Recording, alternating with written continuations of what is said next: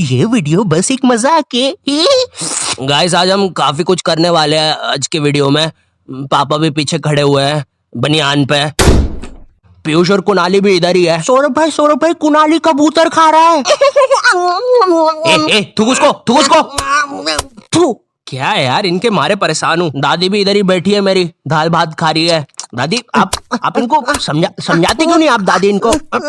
क्या है यार तुम भी। खैर गाइस मैंने गाड़ियां खरीद ली है, हीरे जवाहरात खरीद लिए, बच्चे तक खरीद लिए मैंने, लेकिन मुझे आज तक उससे कोई इतना बेनिफिट या प्रॉफिट हुआ नहीं। तो मैं आज एक पोकेमोन कार्ड खरीदने वाला हूँ। एक है सेलर, बहुत रेयर कार्ड बेचता है, काफी बड़ी रकम मांग रहा था, तो मैंने सोचा चलो कुणाली किस काम में आएगा, रख देते हैं गिरवी। तो मान गया, तो चलो अभी चलो। सौरभ भाई गाइस आपको कितनी बार बोला है आप मेरे घर तक मत आया करो, फिर मैं आपसे मिल भी लेता हूँ तो आप यूट्यूब पे अनसन वीडियो डालते हो। सौरभ दलाली करता है, सौरभ बच्चे बेचता है, ऐसा सब